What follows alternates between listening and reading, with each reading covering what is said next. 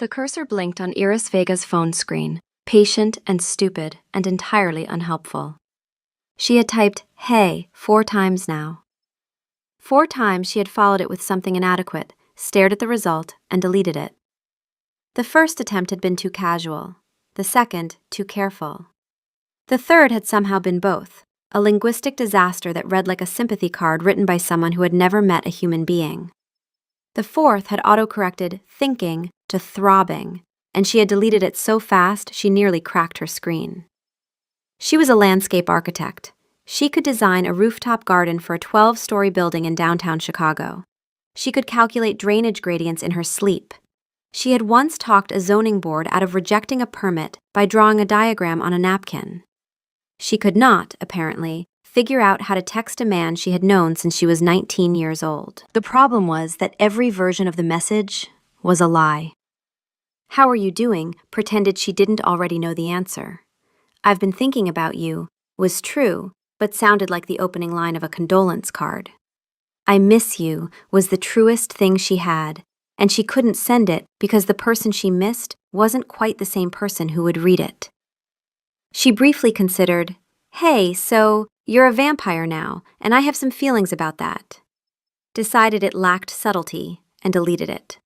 She typed again. "Hey, how are you doing?" She stared at how small it looked. How ordinary. She sent it anyway. The 3 dots appeared, disappeared, appeared again. She watched them pulse like a small digital heartbeat, and something in her chest went tight. "I'm fine." 2 words. She closed her eyes. She knew what "I'm fine" meant in Nate Caro's specific vocabulary. It meant he was not fine, had no intention of discussing it, and would appreciate it if the world could just leave him alone to be not fine, in peace. She had heard him say it through a broken collarbone in college, through a breakup that had wrecked him for months, through the phone call where he told her, his voice very steady, that his mother had died. She picked the phone back up, typed, "Can I come see you?" The answer took 11 minutes. She counted. "Yeah, okay." Nate heard her before she knocked. Footsteps in the hallway, the particular rhythm of her walk that he had apparently memorized at some point in the last decade without knowing it. Then her heartbeat, which he hadn't been able to hear before 3 weeks ago, and which now arrived through the door like a drum played in another room. It was faster than resting. She was nervous. He looked at his apartment. He had spent 2 hours trying to make it look normal. The blackout curtains were new, heavy, and obvious. The city had a supplier for them, a company that had been doing decent business since the disclosure, since vampires had become a known fact of the world rather than a folktale. You could order blackout curtains and medical-grade blood delivery and UV filtering window film the way you could order anything else, through an app with a subscription plan. The bureaucracy of being undead was remarkably efficient. The fridge had been cleared of everything except the medical blood bags on the middle shelf, which he had considered hiding in the back behind something, but had decided against because there was nothing to put in front of them. The kitchen counter held a single glass, a pitcher of water he had bought for exactly this purpose, and nothing else. The place looked like a model apartment staged by someone who had heard about human life secondhand. He opened the door. Iris stood in the hallway, her dark hair pulled back, wearing the green jacket she'd had since grad school. She was holding a small paper bag. She looked exactly like herself. She looked like the last 6 months of phone calls that went too long, and dinners where neither of them wanted to be the one to ask for the check.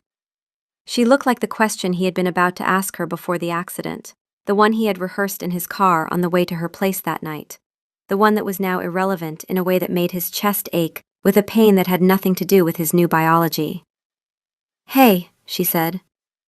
"Hey." They hugged. Her arms went around him the way they always had, firm and sure, and for a second everything was the same. Then she felt it, the temperature. His skin through his shirt, cooler than it should have been, cooler than anyone's skin should be. She didn't pull away. He felt her hands adjust, her grip tighten slightly, and he understood that she was deciding not to react. He loved her for it. He also hated that she had to make that decision. From his side, the hug was a catastrophe of sensation. Her shampoo, which had always just smelled like coconut, now arrived in layers. The coconut first, then the chemical base underneath, then something warmer, the heat of her scalp, the specific alive smell of her skin. Underneath all of it, her blood, a presence so constant and so loud that it was like standing next to a river and trying to pretend you couldn't hear the water. He pulled back too fast. She noticed. Neither of them mentioned it. "I brought muffins," she said, holding up the bag. "Blueberry, from that place on Halstead." "Thanks," he said, and then stood there holding the bag of muffins he could not eat, in the kitchen of an apartment that no longer contained food, and felt the particular, exquisite absurdity of the moment settle over him like a blanket. He should tell her. He should say, "Iris, I appreciate this, but I can't eat solid food anymore. I subsist entirely on medical-grade blood that arrives every Tuesday in a cooler bag like a meal kit for the damned." But she looked so pleased with herself for bringing them, and he had already used up most of his emotional capacity for the day just opening the door. So he set the muffins on the counter next to the meal kit cancellation notice he still hadn't figured out how to process because the automated system didn't have a drop-down option for "became a vampire," and the closest available selection was dietary restrictions, which felt like an understatement. She sat on his couch. He sat in the chair across from her, a distance that felt wrong and necessary. He poured her water from the pitcher and then stared at the glass for a moment too long because it occurred to him, suddenly and with bizarre intensity, that he didn't remember what water tasted like. 3 weeks. 3 weeks, and it was already gone. He had a brief, savage urge to drink it just to check, and didn't, because Soren had explained in clinical detail what happened when a new vampire tried to consume human food, and the word "violently" had been used more than once. "How's the recovery going?" she asked, and the word "recovery" sat between them, doing a lot of work. "Fine," he said. "Soren says I'm adjusting faster than he expected." "Soren?" The doctor, the one who," he gestured vaguely at himself, "the one who turned me, the one who killed me and brought me back. The one whose name I couldn't even remember during the first week because everything was noise and hunger and light that burned." "Right," Iris said. Her jaw shifted, a small tightening he recognized. She was filing something away to be angry about later. "And he checks in?" "Twice a week. Helps with the, you know." He waved his hand again. The hunger, the senses, the fact that his body could now hear her pulse from across the room, and had opinions about it. "The adjustment stuff." A silence. She looked around the apartment, her eyes catching on the blackout curtains, the empty kitchen, the general sense of a life that had been stripped to its operational minimum. Her gaze landed on the meal kit cancellation notice. "Dietary restrictions?" she read. It was the closest option. Something happened to her face, a compression, a tightening around the mouth, the specific expression of a woman fighting very hard not to laugh at something that was not, objectively, funny. She lost the fight. A short, choked sound escaped her, and she pressed her hand over her mouth, and the horror in her eyes at her own laughter made it worse, which made him start, and for approximately 4 seconds, they were both laughing in a way that was closer to crying, and that neither of them could have explained to anyone who wasn't in the room. "Are you sleeping?" she asked. "Not really. Don't need to as much. I kind of just sit." He almost smiled. "Turns out there's a lot of night." She laughed, short and a little broken, and the sound of it hit him somewhere behind the ribs. He reached for his guitar without thinking. It was a reflex, the same one he'd had since he was 16. Bad moment, pick up the guitar, play something until the feeling had somewhere to go. His hand hovered over the strings. He could feel the tension in each one, could calculate the exact pressure needed to fret a clean note. And he knew with absolute certainty that his fingers wouldn't obey. They were too strong, too precise in the wrong way, calibrated for a body that could crack a doorknob like an eggshell. The guitar required softness, and softness was the thing he could no longer trust himself to produce. He pulled his hand back, put it in his lap. Iris saw it. She looked away, giving him the privacy of the moment, but he heard her heartbeat change. A skip, a slight acceleration. Grief had a sound, apparently. He hadn't known that before. I should probably go, she said, standing. Let you rest. Or sit. Whatever you do. Yeah, he said. Thanks for coming. And the muffins. She was at the door when she turned back. Nate? Yeah? She opened her mouth, closed it. Whatever she had been about to say retreated behind her teeth, and what came out instead was smaller, safer. I'm glad you're here. He nodded. She left. He sat in the apartment, alone, holding the bag of blueberry muffins. He lifted one to his nose. He could smell the sugar, the butter, the specific tartness of the berries. He could smell the paper bag and the hands of the person who had baked them, and the faint trace of Iris's fingers on the wrapper. He couldn't taste any of it. He put the muffin back in the bag and set it on the counter, next to the pitcher of water he had bought, so he would have something to pour for her, in a kitchen that no longer served any purpose except to remind him of everything he used to be. Iris called Marco from the sidewalk outside Nate's building. The October wind was sharp and she walked fast, her hands jammed in her jacket pockets, the phone wedged between her shoulder and ear. How's he doing? Marco asked. He had known Nate in college. They'd played intramural soccer together, badly, and had maintained this specific, low-maintenance friendship of men who had once shared a terrible team. He said he's fine. So bad. Bad. A pause. She could hear Marco's kids in the background, the ambient chaos of a house with 2 children under 5. Then his voice again, lower, moved to another room. Iris, you know people are going to talk if you keep going over there. Her jaw tightened. She had been waiting for this, not from Marco specifically, but from someone. Vampires had been part of the public world for over a decade now, since the disclosure, since the treaties and the legislation, and the awkward ongoing negotiation of what it meant for 2 species to share a society that had been built for one of them. Legally, vampires had rights. Practically, the world was still figuring it out. There were workplace accommodation laws and blood bank programs and anti-discrimination statutes. And there were also forums full of people who used the word turned the way previous generations had used other words they weren't supposed to say anymore. Human-vampire relationships existed. They were legal, protected, unremarkable in policy, and deeply remarked upon in practice. The polite version was concern. The less polite version was something uglier, a suggestion that you were either naive or damaged or harboring some kind of dark fascination. Let them talk. I'm serious. I'm not saying don't be his friend. I'm saying be careful. You know how it is. People see a woman visiting a vampire's apartment and they assume, Marco, I just don't want you to get hurt. He's the one who got hurt, she said, and the sharpness in her voice surprised both of them. She softened it. Sorry. I know you mean well. I'm tired.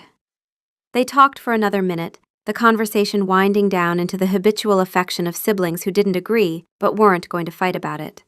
She hung up at the corner of her block and stood there, the phone warm in her cold hand. Marco wasn't wrong. Not about the world, anyway.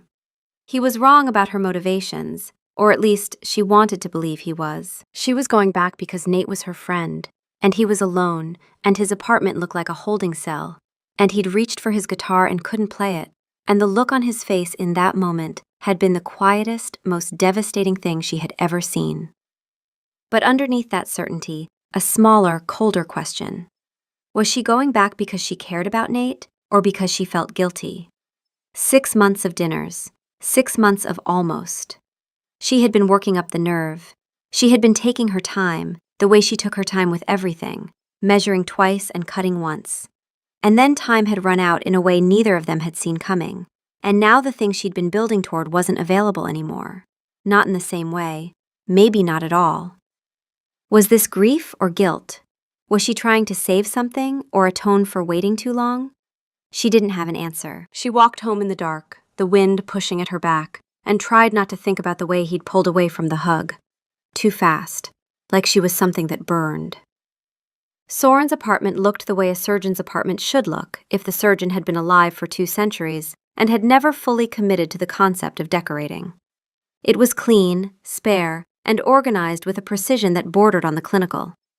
The bookshelves were alphabetized. The kitchen was spotless.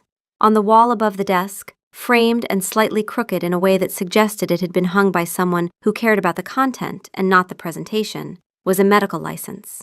Then another. Then another. Nate had counted them once. 14.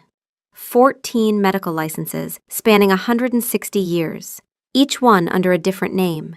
Each one representing a version of Soren who had practiced until the lack of aging became conspicuous, and then moved on and started again. 2 centuries of learning the same profession over and over, each time with more knowledge than any human surgeon could accumulate in a single lifetime. The hospital where Nate had been brought after the accident considered Soren the best trauma surgeon in the city. They were probably right. They just didn't know that his advantage was less about talent and more about having had 160 years of 12-hour shifts to get it right. The only personal items were 2 photographs on the mantel. One depicted a woman in clothing that was at least 100 years out of date.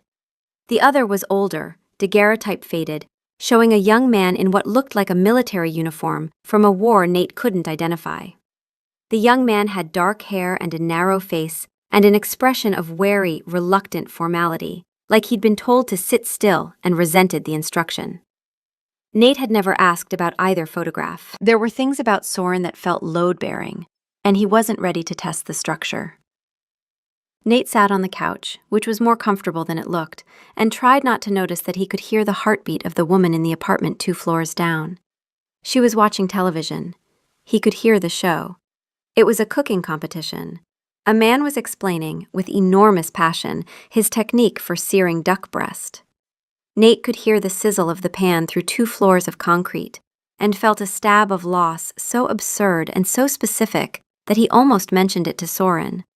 But Soren did not seem like a man who would appreciate the tragedy of never again searing a duck breast, so he kept it to himself. "Tell me about the last 3 days," Soren said. He sat across from Nate in a leather chair, his posture straight and still in the way that old vampires were still. Not rigid, just absent of the small, constant movements that living people made without thinking about it. Nate was still learning that stillness. It came to him in moments, when he forgot to perform humanity, and then he'd catch himself and start fidgeting again, badly, like an actor who'd missed the cue. "I had a visitor," Nate said. "A friend." "Human?" "Yes." "How was the hunger?" Nate's jaw tightened. He hated this part. The clinical inventory of the thing that had taken up residence in his body, the constant low-frequency need that sat behind everything else like a second pulse. "Manageable. I didn't. I mean, I could smell her, obviously, but I didn't." "Tell me what you felt," Soren said, his tone unchanged, patient. The patience of a man who had nowhere to be for the next century. "Specifically." Nate closed his eyes. "Her shampoo first, then her skin. Then underneath that, the blood. I could hear her heartbeat from the door, before she even knocked. When she hugged me, it was..." He paused, searching for the right word for the specific horror of holding someone you cared about and being acutely, physically aware that the most alive thing about them was the thing your body wanted. "Close," he finished. "It was close." "Close to what?" "Close to too much." Soren nodded. "And you maintained distance after that?" "I sat across the room." The confession tasted bitter. She noticed. She didn't say anything, but she noticed. "She'll keep noticing," Soren said. "If she's observant, and it sounds like she is, she'll catalog every distance you put between you, every time you pull away. She'll interpret it. Probably incorrectly, at least some of the time." He leaned back slightly. "The hunger for someone specific, someone you have a prior connection to, is more pronounced. You know this." "You mentioned it." Nate's voice was flat. "Affinity, you called it. The person you're most drawn to is often the person your hunger responds to most intensely. It's not a romantic phenomenon, it's physiological. Your body has identified her as significant, and significant means the blood is louder. Nate stared at the neat, orderly bookshelf and felt the particular cruelty of that fact settle into him. The person he wanted to be closest to was the person it was hardest to be near. His biology had turned the woman he'd been falling for into a test of his control, and every time she walked into the room, he was taking an exam he hadn't studied for. "Does it get easier?" he asked. "The hunger, yes," Soren said. "The rest of it depends on what you decide to hold on to." A silence. The cooking show 2 floors down had moved to a judging segment. Someone had oversalted their risotto. Nate could hear the judges discussing it with the gravity of men deciding the fate of nations. He would never oversalt a risotto again. He would never salt anything again. The small, accumulating inventory of losses continued. "If there was someone," he said, not looking at Soren, "before, if you were, I don't know, in the middle of something with someone, is it—" He couldn't finish the sentence. The question was too large and too fragile, and he didn't trust his voice with it. Soren was quiet for a long time. The silence between them was different from the silence between Nate and Iris. This one was inhabited by the maker bond, the strange, unwanted intimacy of being known by the person who had ended your human life and started your immortal one. Soren could feel Nate's distress the way you could feel a change in air pressure. Nate knew he could feel it. He resented it and was grateful for it in roughly equal measure. Neither of them mentioned the legal reality of what had happened, though it lived in the room with them. The Turning Consent Act, passed 6 years after the disclosure, was unambiguous. No human could be turned without their explicit, documented, witnessed consent. The guidelines were specific. A turning authorization had to be filed in advance, signed by the human, countersigned by the turning vampire, and registered with the Bureau of Vampire Human Affairs. There were waiting periods. There were counseling requirements. There were provisions for next of kin notification. The entire system had been built to ensure that no one woke up immortal without having chosen it. Soren had bypassed all of it. A dying man on an operating table, organs failing, no authorization on file, no time to ask. He had made a medical decision that was also, technically, a felony. The Bureau had reviewed the case, as they reviewed all emergency turnings, and had ruled it a justified exception under the Act's medical necessity clause. Soren had not been charged. But the ruling did not erase the fact, and Nate carried it quietly. He was alive because someone had broken the law for him. And the law existed for very good reasons. And both of those things were true at the same time. "It's possible," Soren said finally. "It's not simple, and she would have to choose it, knowing what it means." Choose. The word sat between them, heavy and precise. Not fall into it, not be swept away by it, not surrender to destiny or fate or any of the other words that made it sound like love was something that happened to you, rather than something you built, day by day, with your hands and your honesty and your willingness to be terrified. She would have to choose it. Nate wasn't sure he had the right to let her. Iris arrived at his door on a Tuesday evening with 2 grocery bags and a plan. The plan was simple. She was going to cook dinner. She was going to sit at his counter and chop onions and boil pasta and fill the apartment with the smell of something warm and ordinary. And for one evening, it was going to feel like it used to feel when they cooked together at her place. Back when the hardest thing between them was figuring out who was going to wash the dishes, and neither of them wanted to leave. She had bought the ingredients for his pasta, the one he'd perfected in college, the aglio e olio he made with an amount of garlic that bordered on the combative. She was standing on his doorstep with a bulb of garlic in her grocery bag before the implication caught up with her. Garlic. To a vampire's apartment. She stared at the bag. She could turn around. She could pretend she'd planned to make something else. Or she could ring the bell and deal with it, because if they couldn't get through a clove of garlic without the whole thing collapsing, they had bigger problems. She rang the bell. Nate opened the door and looked at the bags. "You're cooking?" "I'm cooking your pasta. You're going to sit there and tell me I'm doing it wrong, because I will be." Something shifted in his face. Not quite a smile, but the place where a smile would go if the muscle memory hadn't gotten rusty. He stepped back to let her in. She unpacked the bags on his counter: olive oil, spaghetti, red pepper flakes, parsley, and the garlic, which she set down with deliberate nonchalance. Nate looked at it. Really? Is it actually a thing, the garlic? No. Okay then. She started peeling. What about the other stuff? Mirrors? Running water? Mirrors are fine. I have a reflection. It's just not great right now because I look like I haven't slept in a month, which is essentially true. He sat on the stool across the counter from her, the same distance as last time but more natural now. Running water, no. Sunlight, yes, so that's fun. Fun, she repeated, and the word was both a joke and not a joke, and the fact that they could sit in that ambiguity felt like progress. She cooked, he directed. More garlic, he said twice, and the oil isn't hot enough, and you're going to overcook the pasta. She told him he was a tyrant. He told her she held the knife wrong. She told him that if he wanted it done his way, he was welcome to take over, knowing full well he wouldn't, and the knowing was part of the joke. He leaned forward on the counter, chin in his hand, watching her work, and she caught herself looking at his forearms. The sleeves of his Henley were pushed up, and his arms were the same arms they'd always been, lean and specific, the forearms of a man who played guitar, and the fact that they could now crack granite didn't change the fact that she had been noticing them for 6 months and had been very carefully not mentioning it. The paleness was new. So was the stillness with which he held himself, a kind of coiled attention that was unsettling, and if she was being honest with herself, in a way she was not yet ready to be honest with him, not entirely unsettling in a bad way.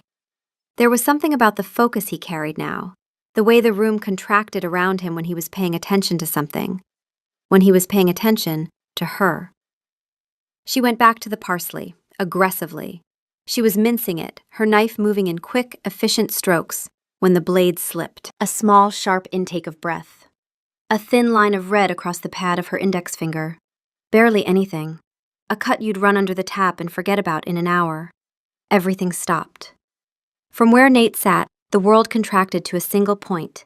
The smell of her blood arrived like a door opening onto a furnace. Not the clinical plastic wrap scent of the medical bags in his fridge, but something alive and specific and warm, carrying underneath it the precise chemical signature of Iris, of the person she was, rendered in a language his new body understood with a fluency that terrified him. His vision narrowed. The kitchen, the pasta, the garlic, all of it fell away until the only thing that existed was the small red line on her finger and the pulse that fed it. His hands gripped the edge of the counter. The granite cracked under his fingers, a sharp, splitting sound that broke the silence like a gunshot. He didn't breathe. He didn't move. He held himself in the absolute stillness that Soren had taught him. The emergency stop, the last line of defense between what he wanted and what he would never forgive himself for doing. From where Iris stood, she saw him change. Not physically, not dramatically, but something behind his eyes shifted. A focus so total it was like being looked at by a different species. His hands on the counter, the white knuckles, the crack in the stone. The absence of breath. The complete, terrifying stillness of a man using every ounce of himself to stay exactly where he was. She understood, in that moment, what the hunger actually meant. Not the word, not the concept, not the sanitized version she had read about in articles and heard discussed on the evening news by experts who had never felt it. The real thing. The physical, present, immediate reality that being near her cost him something she could not see and could not help with and could not fix. She turned to the sink, ran her finger under the tap, wrapped it in a paper towel.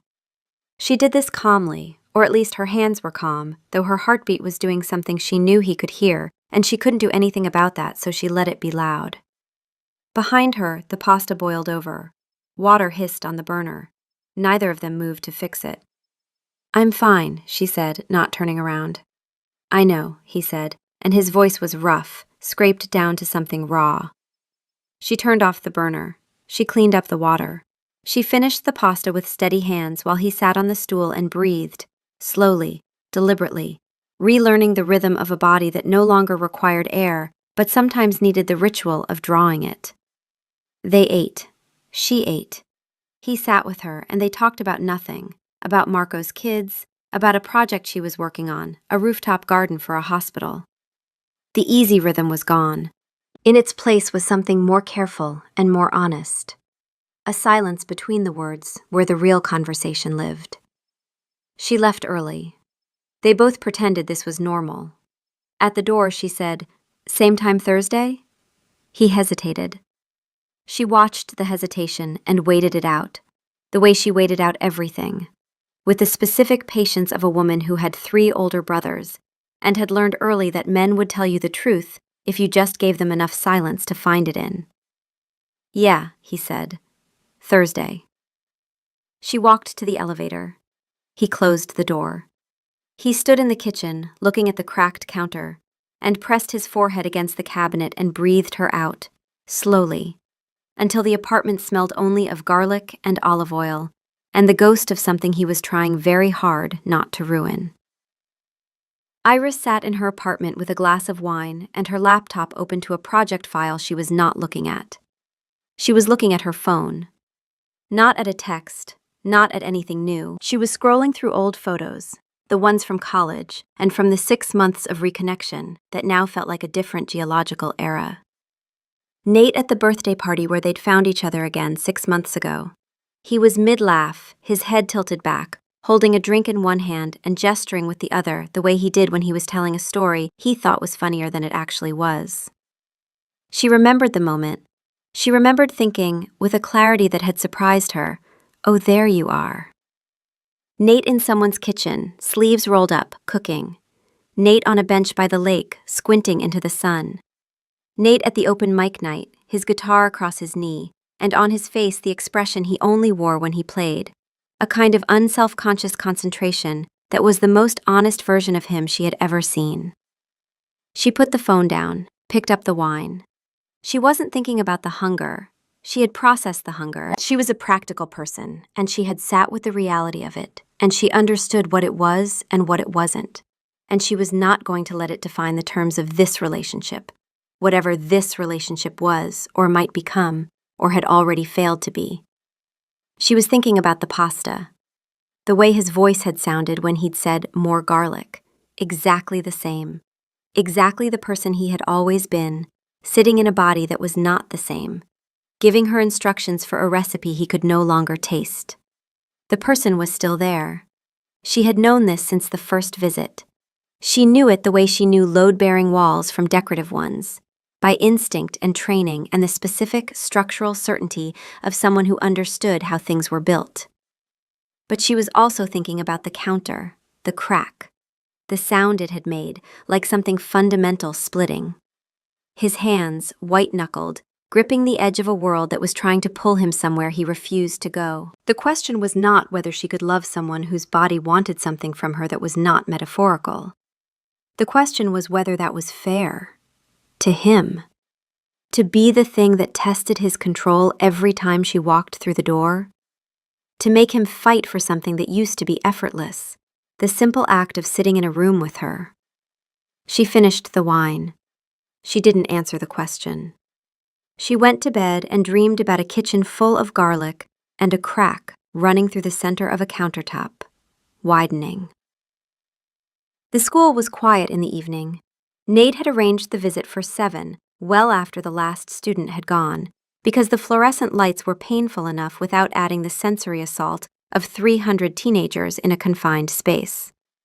His principal, Dr. Okafor, had been accommodating in the specific, careful way that people were accommodating when they had read the district's turned employee transition guidelines, but had never actually had to use them. The guidelines existed because the law said they had to. The comfort with them would take longer.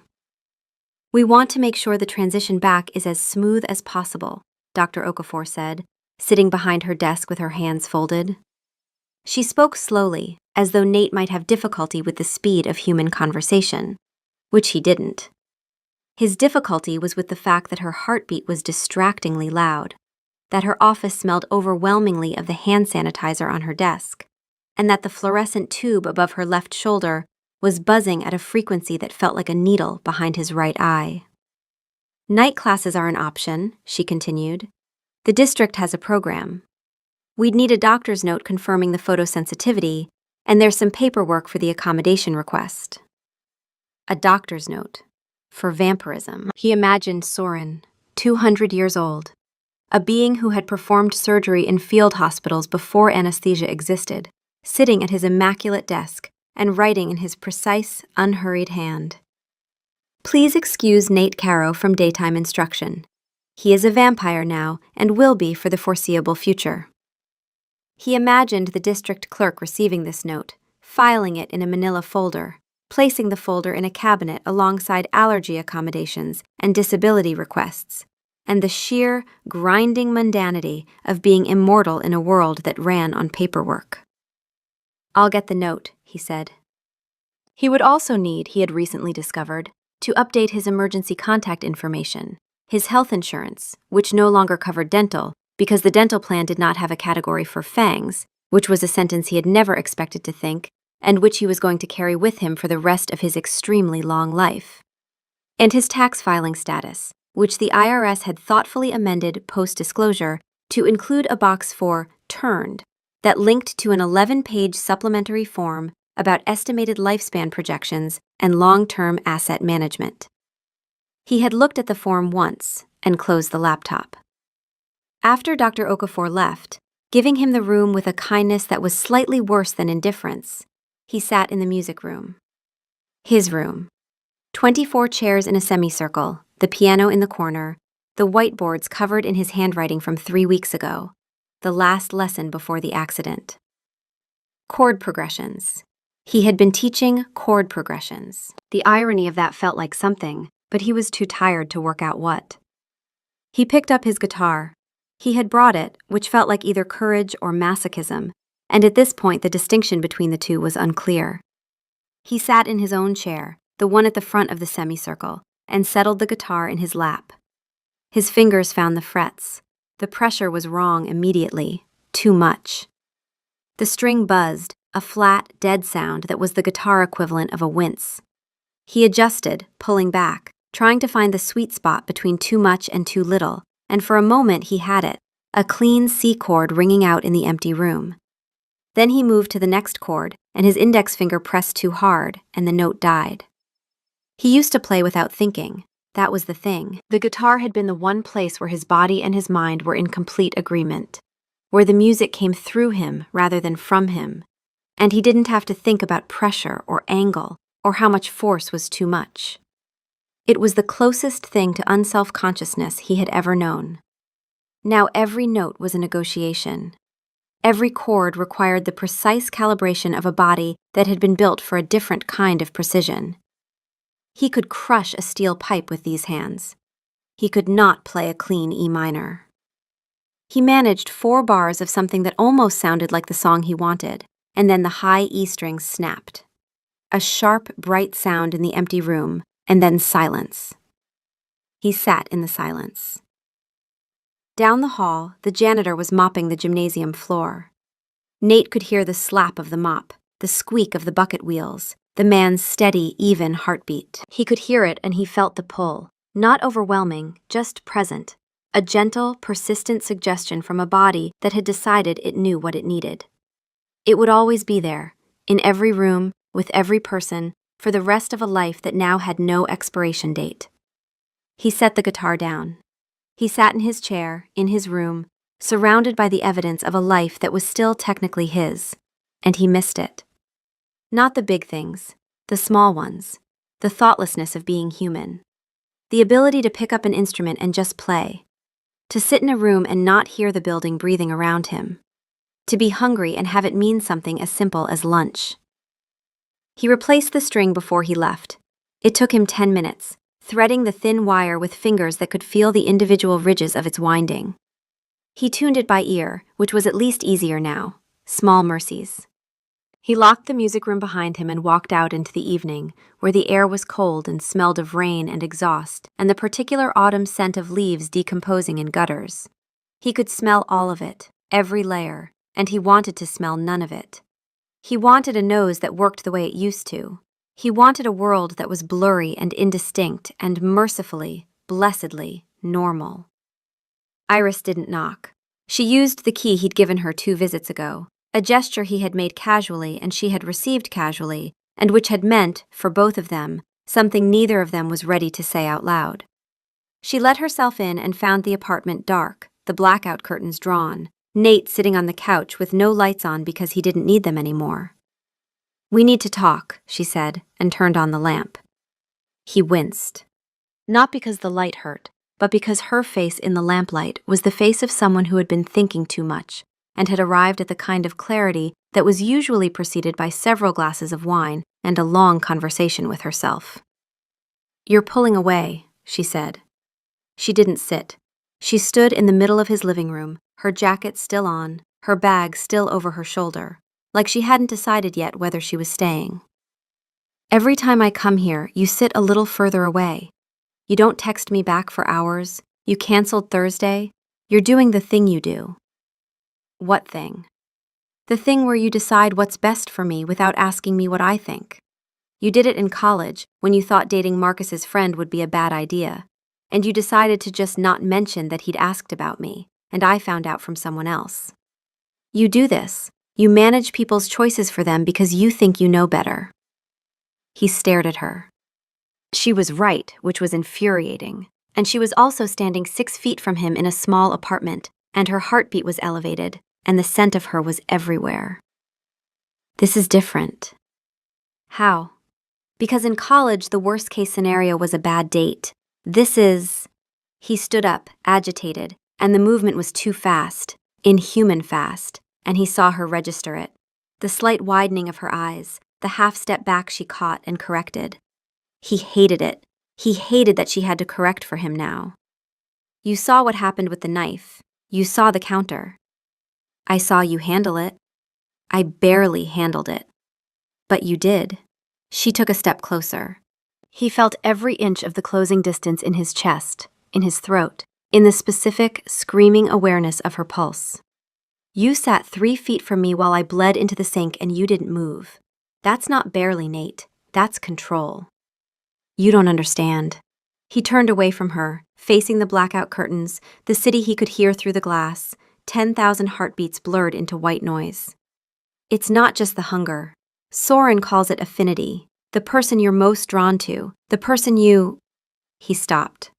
The word he couldn't say was right there, enormous and obvious, and he talked around it the way he'd been talking around it for 6 months. The person who matters most is the person your hunger responds to most. Your blood is louder than anyone else's. Being near you is the hardest thing I do, every single time. The silence after this was the loudest thing in the room. "And you still let me come over," Iris said. Her voice was quiet, not small. Iris Vega did not do small. But quiet, in the way that a person gets quiet when they've understood something and needs a moment to feel the weight of it. "You still sat there while I cooked. You still gave me a key."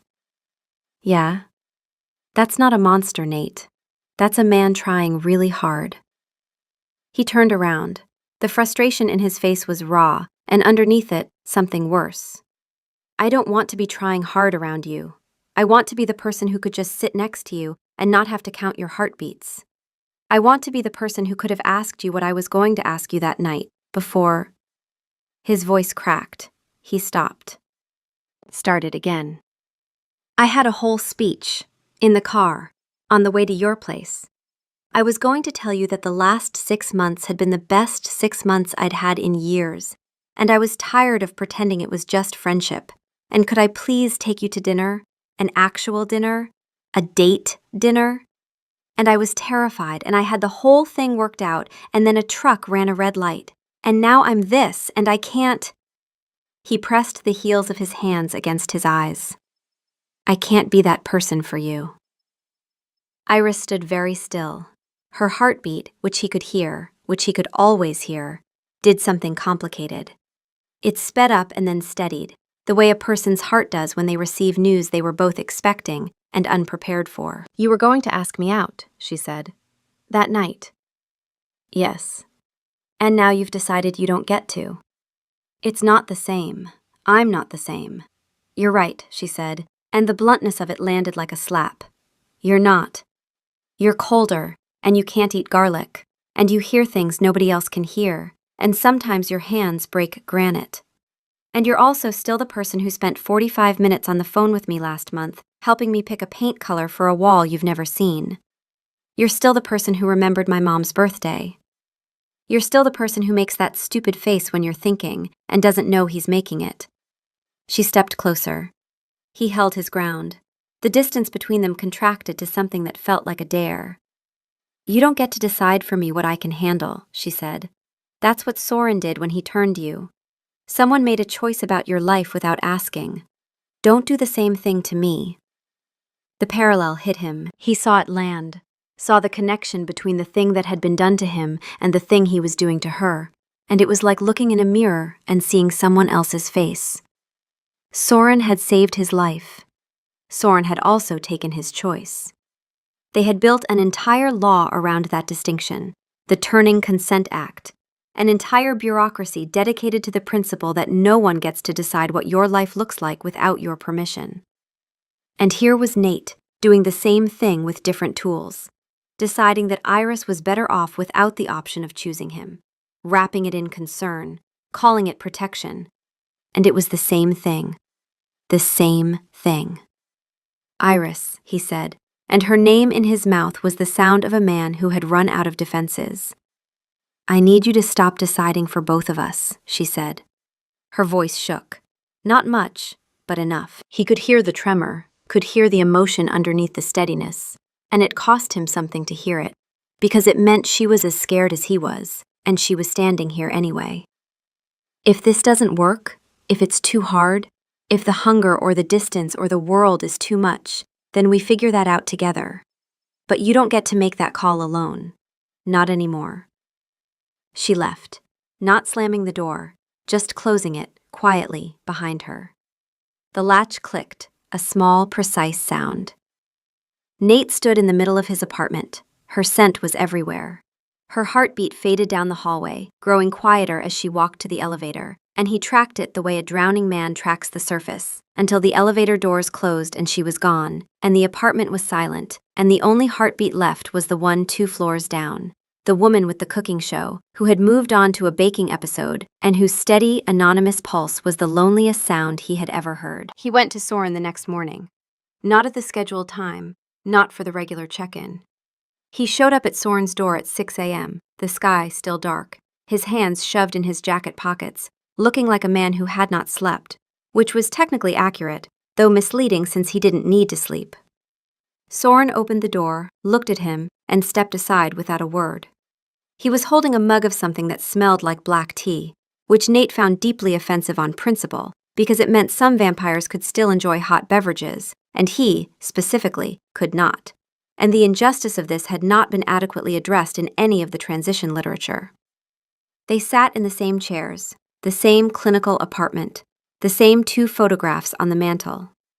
Nate's eyes went to the second one, the daguerreotype, the young man in the old military uniform with the dark hair and the narrow face, and the expression of someone who resented being told to sit still. She said I was doing the same thing you did, Nate said. No preamble. Making choices for her. Taking away her option. Soren didn't react. He had the composure of old vampires, the kind that came not from effort, but from having outlived the need for unnecessary movement. She's right, he said. And she's wrong. Explain. I made a medical decision with the information I had. You were dying.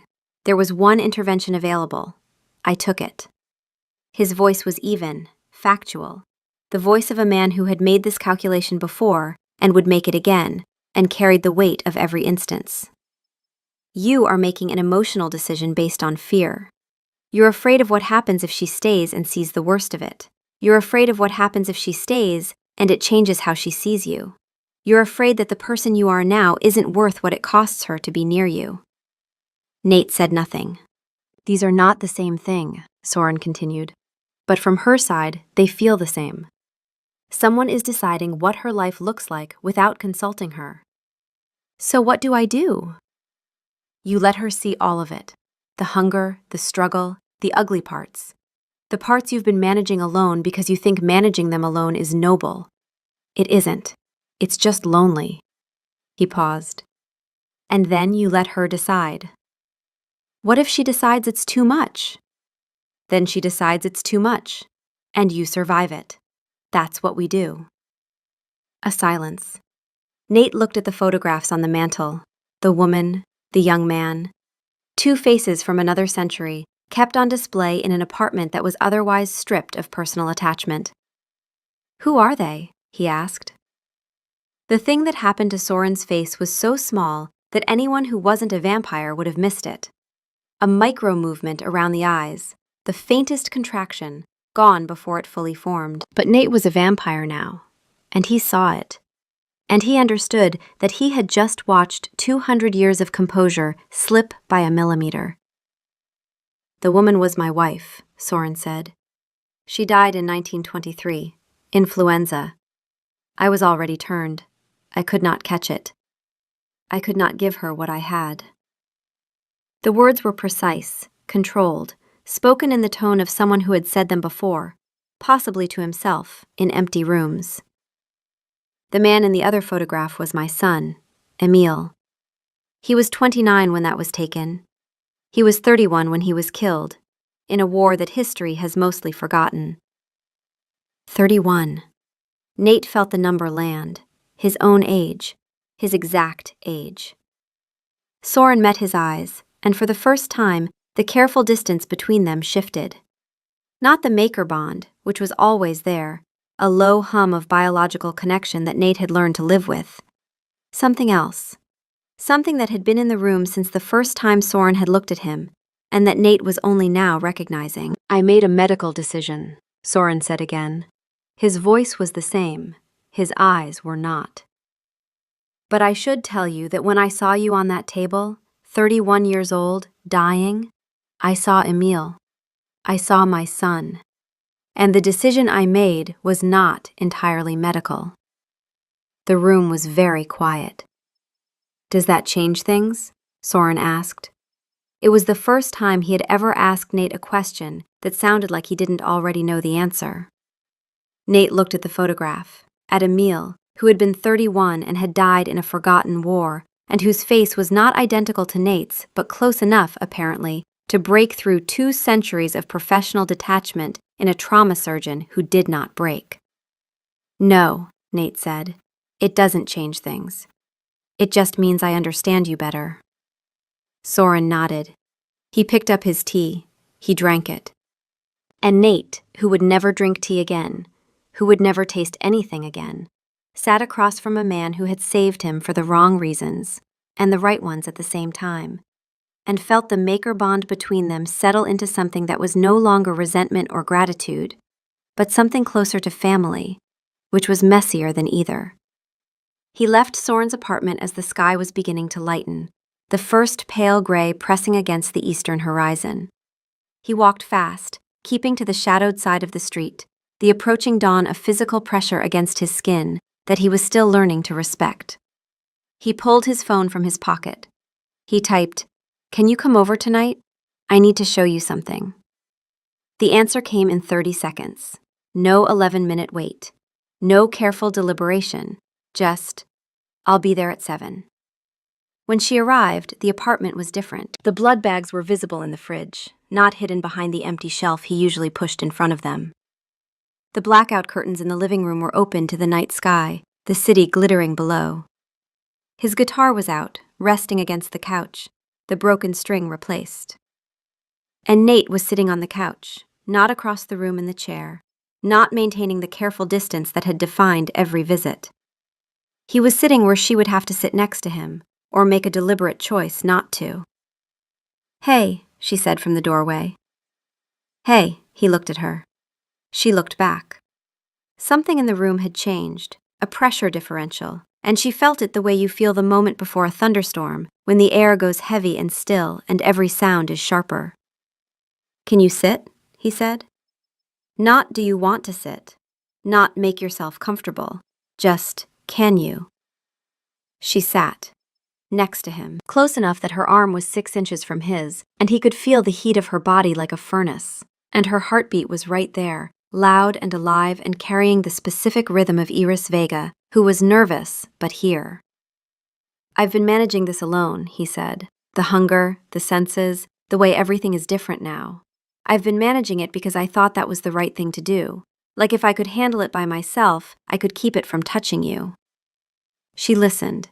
She didn't interrupt. She didn't analyze or advise or reassure. She just listened, and the quality of her silence was the most generous thing anyone had given him in weeks. "It doesn't work," he said.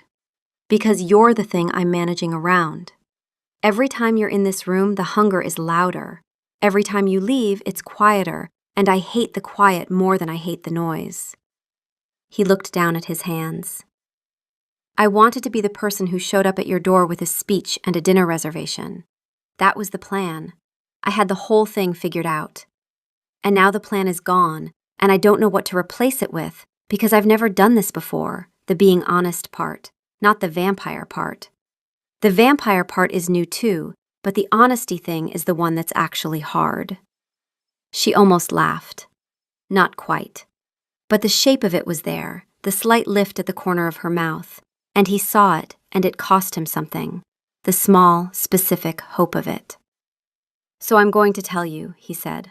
"All of it, what it actually feels like, and then you can decide." He told her. Not the clinical version, not the careful, managed summary he gave when people asked how the adjustment was going. The real version. What the hunger felt like at 3 a.m., when the medical blood was running low and the neighbor's heartbeat was too loud through the wall. What sunlight felt like now, not just dangerous, but wrong. A physical rejection that went deeper than skin. What food smelled like when you could no longer taste it.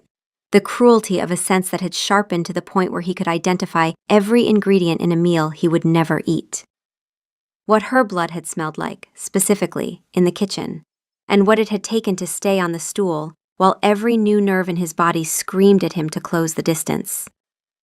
He told her about Soren, the maker bond, the strange, unwanted intimacy of being known by a stranger. The way Soren could feel his distress, and the way that felt like being watched while you slept. The gratitude and the resentment and the way they coexisted without canceling each other out. He told her about the guitar, the string, the calibration, the 4 bars of music that had almost sounded right before everything broke again. He told her all of it, and he didn't perform it. He didn't arrange his face into the appropriate expression of suffering or pitch his voice for maximum emotional impact. He just talked, the way he used to talk to her in college, at 2 a.m., when it was too late for pretense and the truth was easier than a lie. He also told her about the IRS form, the 11-page supplementary document about estimated lifespan projections. The fact that there was a box for turned, but no box for turned against my will by a 200-year-old trauma surgeon who saw his dead son in my face, which seemed like an oversight. The fact that his meal kit subscription still sent him weekly recipe suggestions, and that last Tuesdays had been for a garlic shrimp stir-fry, which he had considered forwarding to her as a cry for help. Iris, who had been listening with the focused intensity of a woman trying very hard not to interrupt, said, "They sent you a garlic shrimp recipe?" With a personalized note, "Nate, we noticed you haven't cooked in a while. Here's something easy to get back in the kitchen." "That's the saddest thing you've said tonight, and you've said some extremely sad things tonight." "I know." She was quiet for a moment, then, "Did you at least finally cancel it?" "I tried. The cancellation form asked for a reason, and the options were too expensive, not enough variety, moving, and other. I clicked other, and it asked me to specify in a text box, and I sat there for 10 minutes trying to figure out how to type, 'I am undead and no longer metabolize food,' in a way that didn't sound like a joke, and then I closed the laptop." "You still have the subscription." "I still have the subscription." She looked at him, he looked at her, and for the second time since this had started, they laughed. Not the broken, startled laughter from the first visit, but something warmer and more exhausted and more real. The laughter of 2 people who had been carrying something heavy and had set it down, even if only for a moment, and found that the ground beneath it was not as ruined as they'd feared. When the laughter faded, the apartment was quiet. The city hummed below them. His hands were in his lap, and hers were in hers, and the 6 inches between their arms was the entire distance of the question that had been building between them for 6 months and 3 weeks, and an accident, and a death, and a different kind of life. Iris reached over and picked up the guitar. She held it out to him. "Play me something." "I'm bad at it now." "I know. Play me something anyway." He took the guitar. His hands found the frets. The pressure was still wrong, the calibration still off. But he had practiced, alone, in the dark, and he was less wrong than he had been.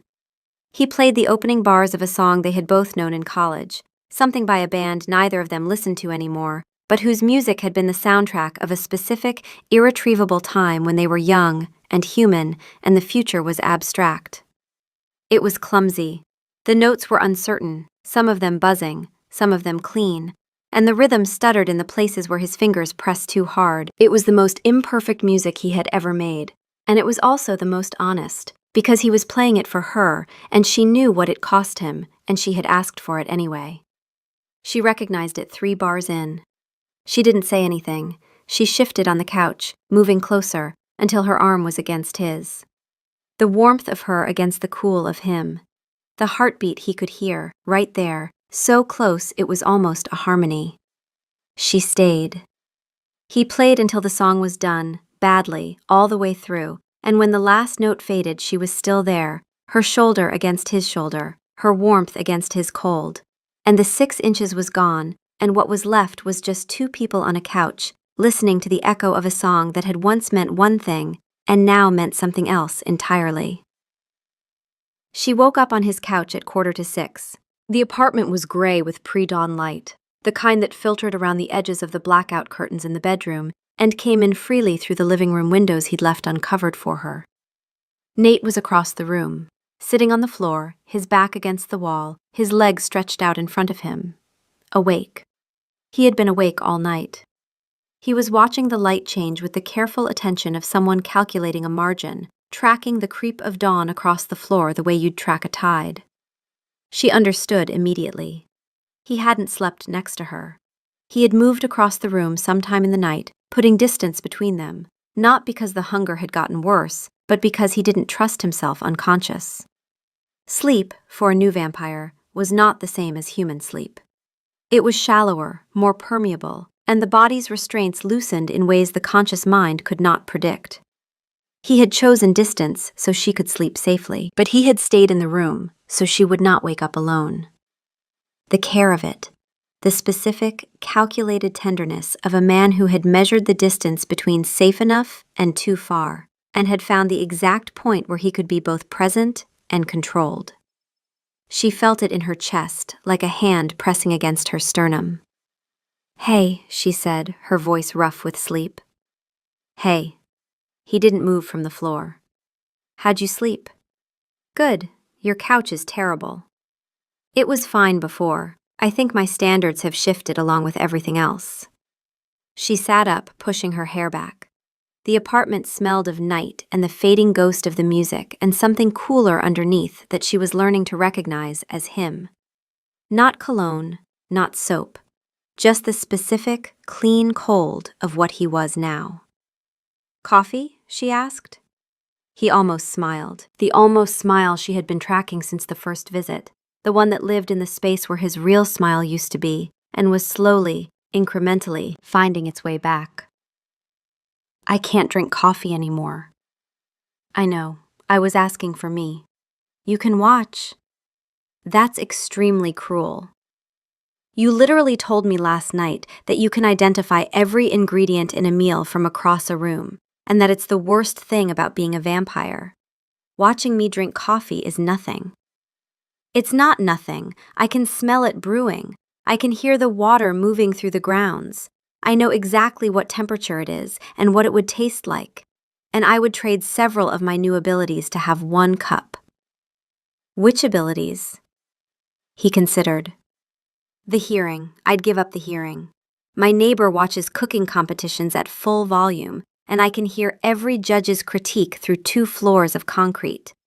Last night it was a soufflé that collapsed, and the man described it as a tragedy of structural integrity. and I had to just sit there and take it. You would not give up the hearing. I would give up the hearing for 1 cup of that coffee, and I am not being dramatic. You are always being dramatic. You were dramatic before you were a vampire. The vampirism just gave you better material. She got up. She walked past him to the kitchen, and as she did, she let her hand brush the top of his head, a gesture so brief and so deliberate that it was barely a touch. His hair was cool under her fingers. He went very still, and this time the stillness wasn't the emergency stop, wasn't the white-knuckled restraint of the kitchen. It was the stillness of someone receiving something they hadn't expected and didn't know what to do with. She made coffee. He sat at the counter, in the stool, the one with the cracked edge that neither of them had mentioned replacing. She used his kitchen like it was hers, opening cabinets she'd memorized over weeks of visits, finding the mug she always used. He watched her. The specific domesticity of it, the ordinariness. The two of them in a kitchen in the early morning doing something millions of people did every day, and that was, for them, the hardest and most important thing. She sat across from him with her mug. Steam rose between them. His hands were empty on the counter, resting near the crack in the granite, and hers were wrapped around the warm ceramic. She took a sip. He watched. She took another sip, slower, more deliberate, and closed her eyes in exaggerated pleasure. "You're doing that on purpose," he said. "I have no idea what you're talking about," she said, and smiled into her mug, and it was the first time she had smiled at him like that, the unguarded version, the one with teeth, the one that wasn't being careful, and he thought, "Oh, there you are." "Thursday?" she said. "Thursday," he said. A few days later, Iris sent a text. "There's an open mic night at Rose. Thursday. Starts at 8 p.m.